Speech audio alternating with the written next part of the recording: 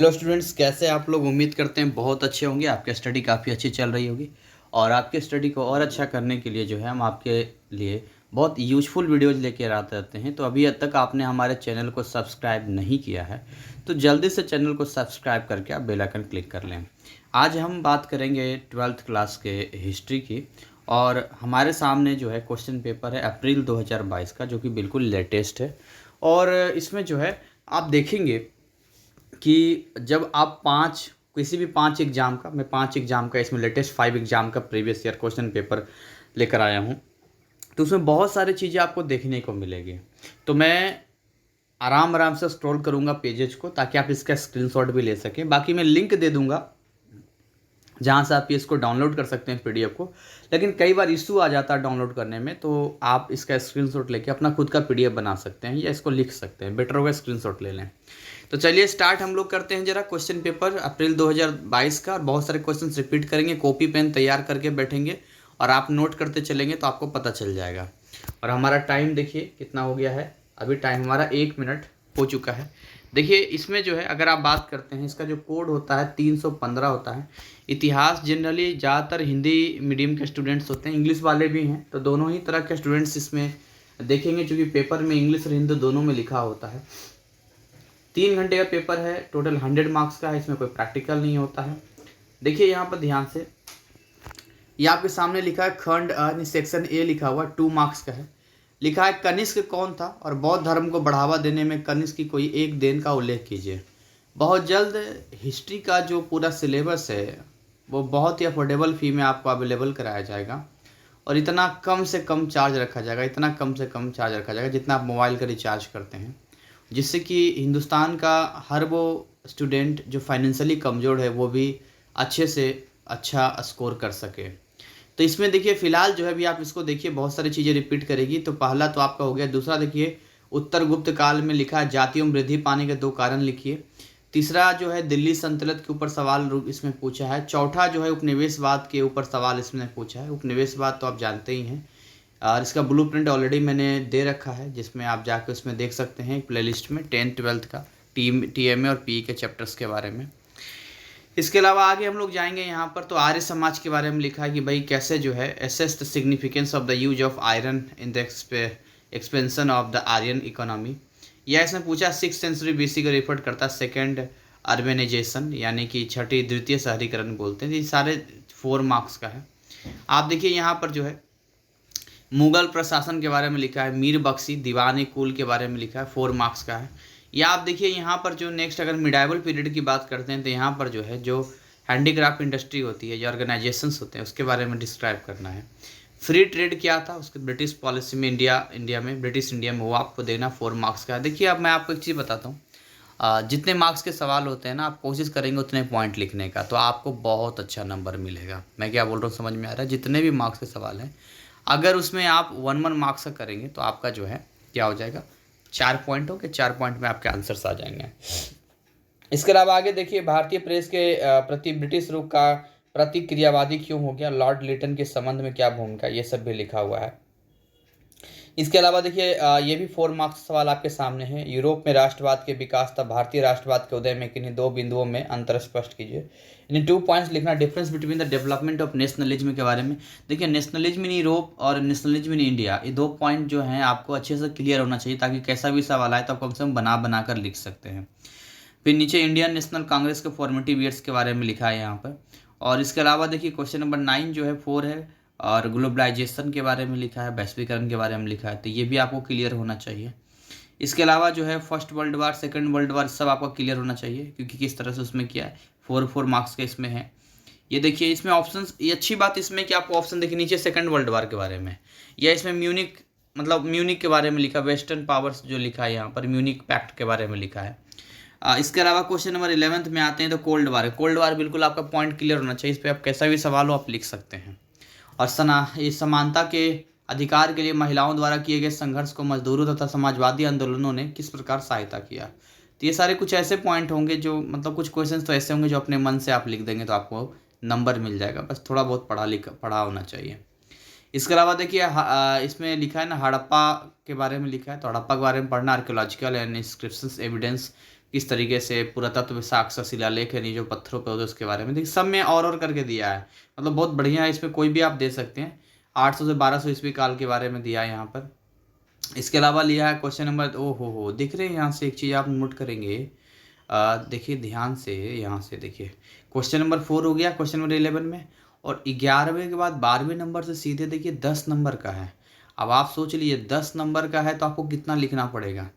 10 marks का है यहाँ पर। अगर मैं शुरू में इसके आ जाऊँ यहाँ पे, तो यहाँ लिखा हुआ रहेगा यहाँ पे, देखिए यहाँ लिखा हुआ है 11 तक, और तथा 17 में प्रत्येक प्रश्न का उत्तर 80 शब्दों में लिखना है। 12 से 15 में जो है, और 18 में प्रत्येक में 200 शब्दों में लिखना है। मतलब आपको लगभग एक पेज तो कम से कम लिखना ही चाहिए। 10 मार्क का सवाल यहाँ पर आपका है, उसमें पूरा आपको लिखना पड़ेगा। 10 नंबर का है, 10 पॉइंट आराम से बना बना के लिखो, मज़ा आ जाएगा। सही बता रहे एकदम से, ठीक है। इसके अलावा आगे हम बात करते हैं यहाँ पर, इस वीक ये हो गया। यहाँ पर क्वेश्चन नंबर 13 भी 10 मार्क्स का है। किन परिस्थितियों के अंदर बाबर ने भारत पर आक्रमण किया, और पानीपत की प्रथम लड़ाई के बारे में लिखना है यहाँ पर। तो बाबर के बारे में इंग्लिश में बाबुर लिखा है, हिंदी में बाबर कहते हैं। इन्वेड किया था, इन्वेजर्स था ये लोग, आक्रमणकारी आप बोल सकते हैं, आक्रमणकर्ता जो किसी देश पे जाके अटैक कर देते हैं। तो ये सब इसमें आप पढ़ेंगे तो आप लिखेंगे। भारत में उदय हुआ सूफी आंदोलन वगैरह उसके बारे में लिखना है, या चिश्ती संप्रदाय के बारे में लिखना है।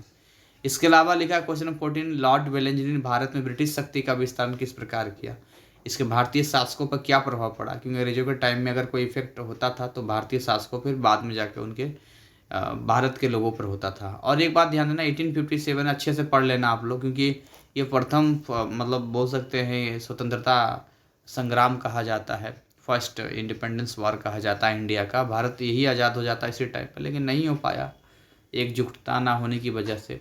इसके अलावा देखिए यहाँ पर लिखा है यहाँ पर कि जो वेस्टर्न कल्चर है, लैंग्वेज है, वो कैसे जनरेट करता है फीलिंग वगैरह इंडियन नेशनलिज्म को। तो ठीक है, विदेशी चीज़ें जब हम देखते हैं, मतलब देखिए एक अच्छी बात मैं बताता हूँ, आए या ना आए, लेकिन अगर आप बना बना कर लिखेंगे, सवाल आपको समझ में आएगा, तो आप बहुत अच्छा कर सकते हैं। मैं कोशिश करूँगा कुछ कुछ वर्ड को इसमें बता दूँ ताकि आपको समझ में आ जाए। तो इसके अलावा आगे बात करते हैं 1905 में बंगाल विभाजन क्यों हुआ, तो आपको समझ में आ ही रहा है, तो पढ़ेंगे तभी आप लिखेंगे। इसके अंदर given political outline map of India, ये सब मैप में आपको भीमखेड़ा, आदमगढ़, देवगिरी, ये सब आपको क्या करना है वहाँ पर रिप्रेजेंट करना है। ये 1 मार्क्स का यहाँ पर है, ये आपको मानचित्र में डालना पड़ेगा। रणथंभौर, पेशवा, ये सब। या विकल्प में मधुबनी पेंटिंग का मशहूर स्थल वगैरह बताना है, और दिए गए यूरोप के राजनीतिक मानचित्र इटली को दर्शाइए। ठीक है, आगे हम लोग बात करते हैं। यहाँ पर इंस्ट्रक्शन आपको दिया है कैसे क्या करना है ना, यहाँ पर ऑप्शन 1 सब 2 इसमें लिखा हुआ है यहाँ पर।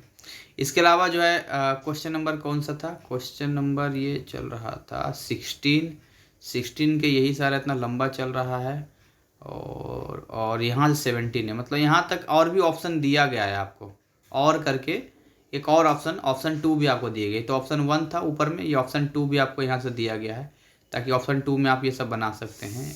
1857 के विद्रोह के प्रमुख केंद्र का जलियांवाला बाग, अरे भाई जलियांवाला बाग है, तो ये सब तो बहुत फेमस है, आपको आना चाहिए। मौर्य राजधानी का नाम वगैरह हो गया, सिखों के पवित्र ग्रंथ का नाम बताइए, तो आराम से आप लिख सकते हैं। फर्स्ट देखिए, फिर फर्स्ट वर्ल्ड वार, देखिए फर्स्ट वर्ल्ड वार हुआ तो खाली इंडिया ही नहीं, बाकी और भी देश है ना, तो वहाँ भी तो देखना पड़ेगा कहाँ कहाँ कैसे हुआ है।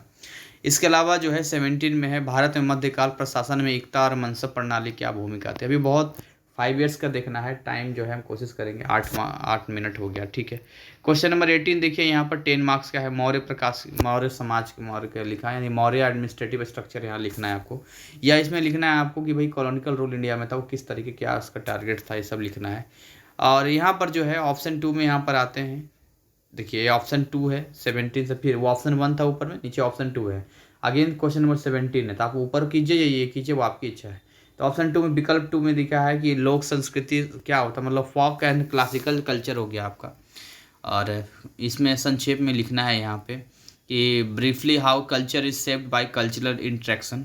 क्वेश्चन नंबर 18 पे आते हैं, तो इसमें देखिए ध्यान से 10 मार्क्स का है। Explain the importance of music as a vehicles of cultural expression, व्याख्या कीजिए संगीत संस्कृति किस तरह से। या महाभारत, देखिए लास्ट में महाभारत के लिखा है, तो महाभारत महाकाव्य के कथन में क्षेत्रीय विविधताओं के महत्व की व्याख्या कीजिए। तो एपिक है ये, नरेशन ऑफ द एपिक, तो महाभारत बहुत ही फेमस है, तो टीवी वगैरह पर आने से सबको इसकी स्टोरी क्लियर है। तो ओवरऑल जो है हिस्ट्री वगैरह में कोई फेल नहीं करता है, लेकिन अगर आप दिमाग से लिखेंगे, पॉइंट बाय पॉइंट लिखेंगे, बहुत अच्छा नंबर ले आएंगे। चलिए आगे बात करते हैं हम लोग। देखिए ये मैप वगैरह दिया रहता है साथ में, आउटलाइन मैप, जो कि सवाल पूछा था तो मैप दिया हुआ है यहाँ पर। मैप थोड़ा क्लियर कर लेंगे तो ज़्यादा अच्छा रहेगा आपके लिए। अब आगे हम लोग बात करते हैं यहाँ पर क्वेश्चन पेपर हिस्ट्री की, अक्टूबर 2021 का बात करते हैं यहाँ पर। तो आइए फटाफट ज़रा देख लेते हैं यहाँ पर। अगेन जो है 100 मार्क्स का है यहाँ पर, और साथ में ये सारे इंस्ट्रक्शंस के साथ में आप बस क्वेश्चन देखते चलिए यहाँ पर। क्वेश्चन नंबर 1 हो गया यहाँ पर। क्वेश्चन 2 द्रविड़ के बारे में, पहला पुरातत्व के बारे में हो गया, आर्कियोलॉजिकल डिपार्टमेंट के बारे में। क्वेश्चन नंबर 3 की जब हम बात करते हैं यहाँ पर तो मेडाइवल पीरियड ऑफ इंडिया का है। क्वेश्चन नंबर 4 आपका वही कॉलोनिकल और एम्पायर और ब्रिटिश रूल के बारे में है। और क्वेश्चन नंबर जो है 5 देखिए अगेन जो है हड़प्पा के बारे में जो है रिपीट कर रहा है, बहुत सारा क्वेश्चन रिपीट करेगा ये वीडियो। अगर ये सारे क्वेश्चंस को ढंग से आप कर लें तो मुझे लगता है कि मेरा जो सिलेबस होगा उसमें तो मैं सारा आंसर इसका दूंगा ही दूंगा, बट मुझे ऐसा लगता है कि इसमें मतलब कम टाइम में ना अच्छे स्कोर किया जा सकता है। रिपीट बहुत, वैदिक सोसाइटी के बारे में लिखा है 1857 का, फिर से देखिए आ गया यहाँ पर, बहुत सारा रिपीट करेगा, 4 मार्क्स का है, रिपीट कर रहा है बार बार। 1882 का हंटर कमीशन के बारे में लिखा है यहाँ पर। मोहम्मद तुगलक के बारे में कौन कौन सी नीति लाया था वो 4 मार्क्स का, या 1526 में जो पानीपत की लड़ाई हुई थी उसके बारे में लिखा है यहाँ पर। राष्ट्रवाद के बारे में लिखा है, राइज ऑफ नेशनलिज्म, बना था एक यूरोप में नेशनलिज्म सबसे पहले आया था, फिर हिंदुस्तान का है नेशनलिज्म इन इंडिया। स्वदेशी आंदोलन है ना, स्वदेशी जो गांधी जी का स्टार्ट हुआ था उसके बारे में, होम रूल वगैरह 4 मार्क्स का और में है, लिखना है ये। क्वेश्चन नंबर 9 देखिए यहाँ पर, गुट निरपेक्ष यानी कि नॉन अलाइन मूवमेंट होता है ये, और इसका उद्देश्य क्या है। गुट निरपेक्ष मतलब कई तरह होता है ना, एक होता है हम इसके साथ, एक होता है हम किसी के साथ नहीं है। वर्साई की संधि की नहीं, देखिए यहाँ पर लिखा ट्रीटी ऑफ वर्साई क्या हुआ, 4 मार्क्स का है। मतलब सब पढ़े हुए लोग इसमें अच्छा स्कोर कर लेंगे। आप चाहें तो इसका स्क्रीनशॉट ले सकते हैं, या आप इसका साथ साथ में लिखते चल सकते हैं, इट्स योर चॉइस।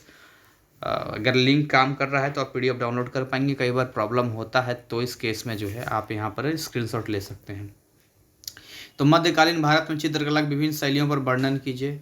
देखिए ईश्वर चंद्र विद्यासागर के किन्हीं 4 योगदानों की व्याख्या कीजिए, और भारतीय पूर्ववर्ती राष्ट्रवादियों द्वारा बतलाए गए संपत्ति के प्रभाव सिद्धांत की व्याख्या कीजिए। हाँ एक चीज़ बता देता हूँ मैं, ये सारे 4 मार्क्स हैं, फिर 10 मार्क्स शुरू होगा। और एक चीज़ और, आप हमारे टेलीग्राम का जो चैनल है उस पर आपको सब्सक्राइब कर लो, तो वहाँ पर ये सारा पीडीएफ मैं डायरेक्ट दे देता हूँ, तो वहाँ डायरेक्ट आपको मिल जाएगा। अगर आप टेलीग्राम का हमारा जो चैनल है GCC NIOS क्लासेस के नाम से आप सर्च करके उसको सब्सक्राइब कर सकते हैं, ठीक है। आगे देखिए बौद्ध धर्म कथा पहले भी था और यहाँ भी है, 10 मार्क्स का है। संगम साहित्य के बारे में लिखा है, भारत में मुगलों के बारे में लिखा है, मुगल के फिर उसका लिखा है एडमिनिस्ट्रेटिव सिस्टम किस तरह से उसमें होता है ना, एडमिनिस्ट्रेटिव मतलब कौन सेनापति होगा, कौन उसका दरबार संभाले, कौन टैक्स लेगा, ये सारी चीज़ें होती है। और उसके बाद सविनय अवज्ञा आंदोलन, महात्मा गांधी के कुछ जो फेमस था सब कंप्लीट कर लेना, उसमें 10 नंबर में लिखना है आपको।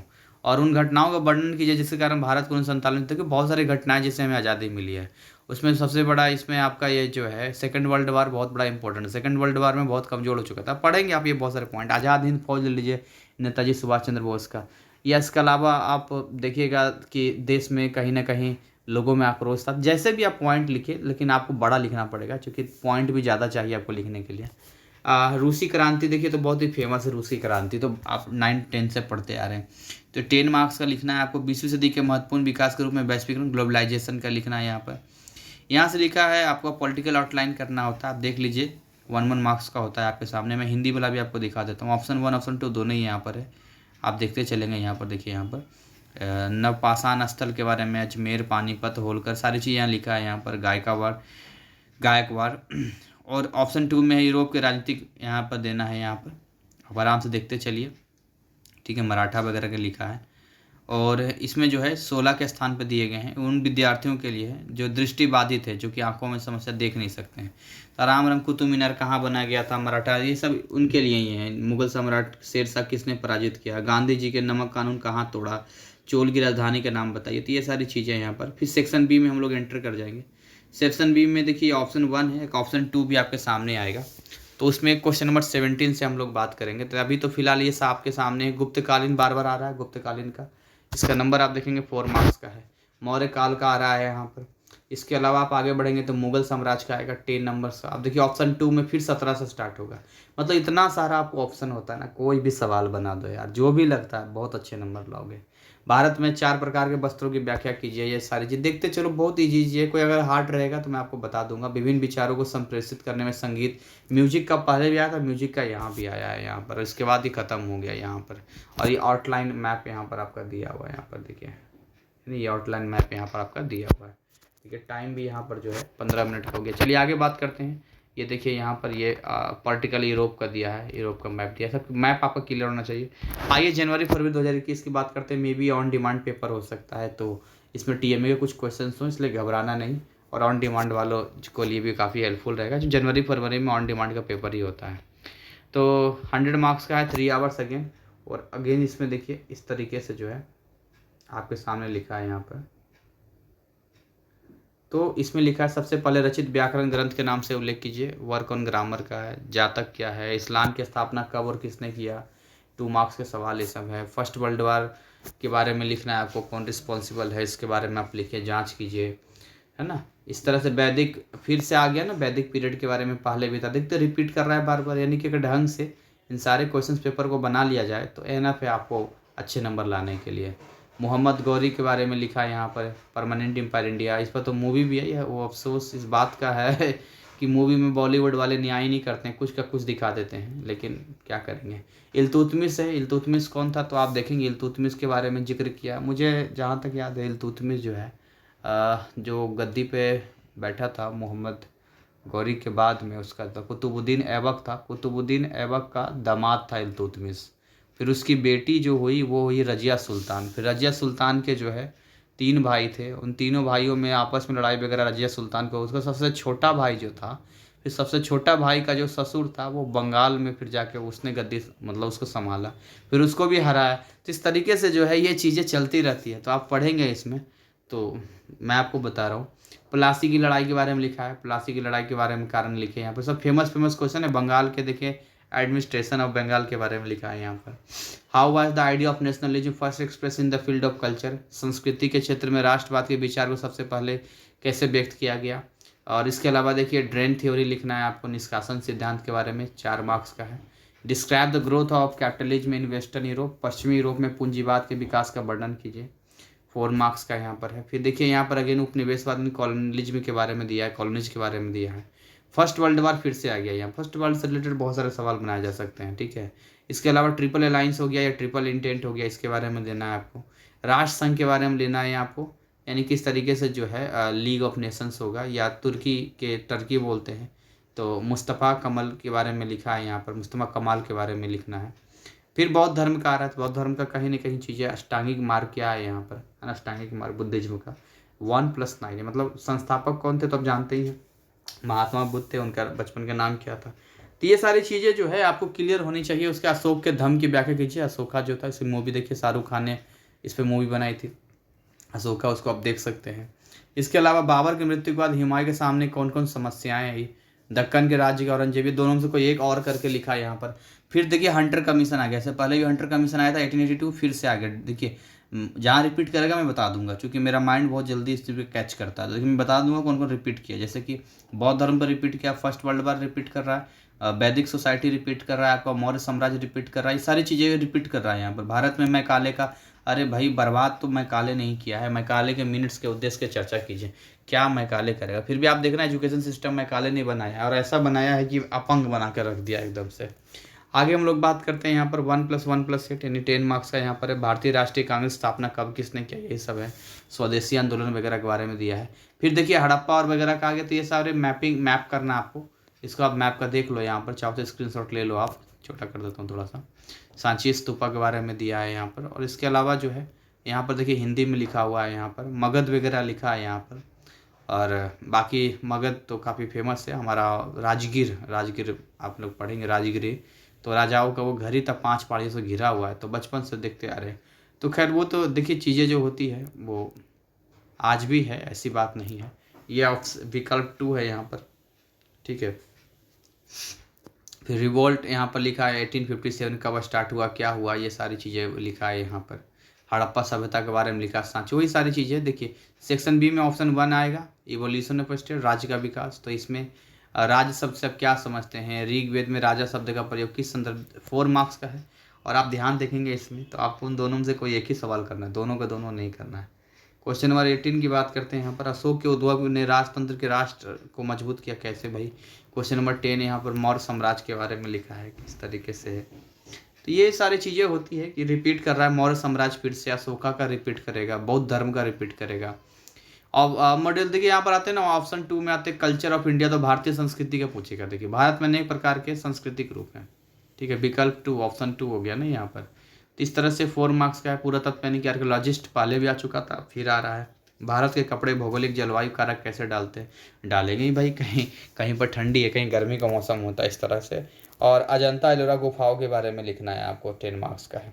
इसके अलावा जो है अब आपका ये आउटलाइन मैप यहाँ पर दे दिया आपको।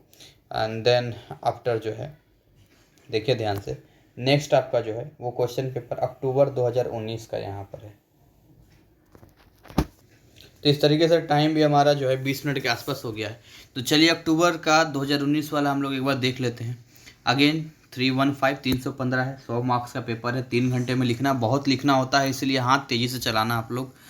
और मैं स्क्रॉल करता चलता हूँ, आप लोग देखते रहिए ज़रा ध्यान से। लिखा है मोहम्मद घोरी के 2 विजय स्थल के बारे में लिखिए, बांडीवास के युद्ध के महत्व की व्याख्या कीजिए। तो ये सारी चीज़ें आप देखते चलो। कुछ ऐसा क्वेश्चंस होगा जैसे कामागाटा मारू घटना के बारे में लिखा है, सूत्र क्या है, स्रोत सूत्र क्या है, ये सब देखते चलो इसका। तो इस तरीके से राज तरंगिणी के बारे में लिखा है, राज तरंगिणी बहुत ही फेमस है, राज तरंगिणी सब्जेक्ट होता है। इसके अलावा जो है जियोलॉजिकल स्टडीज के बारे में लिखा है, देखते चलो। मैं स्क्रॉल करता रहता हूँ, ज़्यादा टाइम नहीं लूँगा आपका। और यहाँ से आप इसको लिख सकते हैं। पानीपत की जीत के बाद बाबर की समस्या क्या थी, बाबर की मृत्यु के बाद हुमायूं, देखिए फिर से रिपीट कर रहा है यही वाला क्वेश्चन कि बाबर की मृत्यु के बाद हुमायूं की समस्याओं का मूल्यांकन कीजिए। ये पहले वाला था, सेम क्वेश्चन यहाँ पर उठा के दे दिया। और पानीपत तो खैर रेगुलर आ रहा है, क्या क्या समस्या है इस तरह का। फिर देखिए यहाँ पर जो है ड्यूअल सिस्टम, इससे पहले भी आया था और इसमें भी आ रहा है इसमें। फिर देखिए ब्रिटिश साम्राज्य में लॉर्ड वेलेस्ली पहले भी आया था, यहाँ भी आया, पूरा देखिए एकदम पूरा ना ही दे दिया यहाँ पर। पिट्स इंडिया का खैर नहीं है, पिट्स इंडिया का आपको 1784 में पिट्स इंडिया आया था। और एक रेगुलेटिंग एक्ट आया था 1773 में आया था, रेगुलेटिंग एक्ट आया था। और 1784 में पिट्स इंडिया आया है। तो उसमें ये बताया था मैंने, तो किस तरह से गवर्नर को पहले उसको जो होता था उसको चेंज कर दिया, अपने कंट्रोल में लिया। बहुत सारी चीज़ें उसमें आप देखेंगे जो उसमें बताया है। इसके अलावा कानून के शासन तक कानून के समक्ष समानता क्या तात्पर्य, 4 मार्क्स का है। वुड्स डिस्पैच, फिर देखिए आ गया यहाँ पर 1857 का विद्रोह, 1857 फिर रिपीट कर रहा है यहाँ पे। और देखिए उदारवाद लिबरलिज्म में है, कुछ चीज़ें रिपीट नहीं है, लेकिन नेशनलिज्म देखिए फिर रिपीट कर रहा है यहाँ पे। देखिए वैदिक पीरियड फिर से रिपीट कर रहा है, बौद्ध धर्म फिर से रिपीट कर रहा है, सिंचाई वगैरह के न्यू क्वेश्चन है, मध्यकाल के मिडाइवल का, अलाउद्दीन खिलजी का सत्ता है, तो ये न्यू क्वेश्चन 10 मार्क्स का है। क्विट इंडिया मूवमेंट है, ये न्यू है, ये रिपीट ने अभी पहले किया होगा, लेकिन फिलहाल अभी तो मतलब आप पढ़ते चलिए, हो सकता है आप में रिपीट कर जाए। तो ये है कि भाई आप पास कर जाएंगे, नेशनल मूवमेंट पहले भी आया था और यहाँ फिर आया है। इसके अलावा तीव्र मंदी और इसके प्रभाव की डिस्कशन कीजिए, सामाजिक विश्व में महिलाओं की समानता, नारीवाद, ये रिपीटेड क्वेश्चन है, ये पहले भी आ चुका है, ये 10 मार्क्स का देख रहे हैं। मतलब आप ये सब कंप्लीट करके जा और ये सब में से आ जाए, कितना मज़ा आ जाएगा ना, एकदम मज़ा आ जाएगा एकदम से। और ये आउटलाइन मैप है, ये देखिए ध्यान से आप देखते चलो आउटलाइन मैप वगैरह, ठीक है। मैं हिंदी वाला भी देखता हूँ ताकि आप जो है इसको कम से कम जो है स्क्रीनशॉट ले सकते हैं, ठीक। ब्लाइंड कैंडिडेट के लिए यहाँ पर लिखा है, यहाँ पर जालियांवाला बाग बोलते तो रिपीट करता रहता है ही क्या टॉपिक, यही सब रिपीट करता चलेगा। देखिए यही सब रिपीट करता चलेगा, महाजनपद वगैरह के बारे में लिखा है यहाँ पर। और यहाँ हम लोग सेक्शन बी में आ गए हैं, ऑप्शन 1 और ऑप्शन 2। तो देखिए इवोल्यूशन ऑफ स्टेट होता है राज्य का विकास, फिर से जनपद वगैरह के बारे में, प्रमुख मुखिया राजा के मध्य लिखिए, फिर मौलिकालीन के बारे में लिखा, फिर ईस्ट इंडिया कंपनी के बारे में। फिर ऑप्शन 2 में देखिए इसमें कल्चर आता है, कल्चर ऑफ इंडिया ने भारतीय संस्कृति पर आता है। तो देखिए ये ऑप्शनल होता है, तो ऑप्शनल अपने हिसाब से आपको पढ़ना होता है। तो शास्त्रीय संस्कृति जो आप पढ़ेंगे वही तो लिखेंगे, सीधी सी बात है। नंबर तो आपको ऐसे भी मिलेगा। हमारे जीवन में विज्ञापन और उपभोक्तावाद का क्या प्रभाव पड़ता है, 10 मार्क्स का है, तो वस्त्र और पोशाक का लिख देंगे आप आराम से। और ये देखिए आउटलाइन हो गया इसका, ये जो आउटलाइन दिया है ये political online map of India है, ये पॉलिटिकल यहाँ पर है, ठीक है, पॉलिटिकली दिया है यहाँ पर। और ये जो यूरोप का दिया है यहाँ पर। और आइए हम लोग बात करते हैं अप्रैल 2019 का। टाइम भी देखिए हमारा 24 मिनट हो गया, फटाफट देखते चलते हैं अभी, क्योंकि ये लास्ट होगा। तो इसमें जो है कनिष्क, फिर से कनिष्क के बारे में दे दिया, फिर कनिष्क के बारे में आ गया, उत्तर गुप्त काल, दिल्ली सल्तनत, उपनिवेशवाद दिख रहे हैं, आर्य समाज के बारे में, मुगल के बख्शी। तो रिपीट कर रहा है मुझे लगता है, हाँ ये तो रिपीट कर रहा है। हाँ ये पहला वाला ही है, रिपीट कर रहा है मुझे लगता है ये, ओ सॉरी, ठीक है कोई बात नहीं, ये वही वाला है, रिपीट कर रहा है ये। कोई बात नहीं। तो इस तरीके से देखिए जो ये क्वेश्चंस पेपर्स हैं ये आपको बहुत आइडिया मिलेगा। साथ में the best preparation for NIS all exams, आप हमारे लाइव क्लासेस को ज्वाइन कर सकते हैं। बट आर्ट्स वाले सब्जेक्ट में लाइव क्लासेस अवेलेबल नहीं है, लेकिन इनका सिलेबस बहुत जल्द इनका मे बी आपके टाइम में अवेलेबल हो। अभी तो फ़िलहाल 2023 से ये अवेलेबल हो जाएगा, तो 2023 के बाद के जितने स्टूडेंट हैं सबको ये मिल जाएगा। अभी 2022 तक ये है, इन पर अंडर वर्किंग है, काम चल रहा है। तो ऐप वगैरह के किस तरह होगा, ऐप भी बहुत जल्द इसका जो है इस साल लॉन्च होने वाला है। तो आप फ्यूचर का स्टूडेंट अगर हैं आप, तो एनीवे आपको उस समय तक सारी चीज़ें प्रोवाइड आपको मिल जाएगी।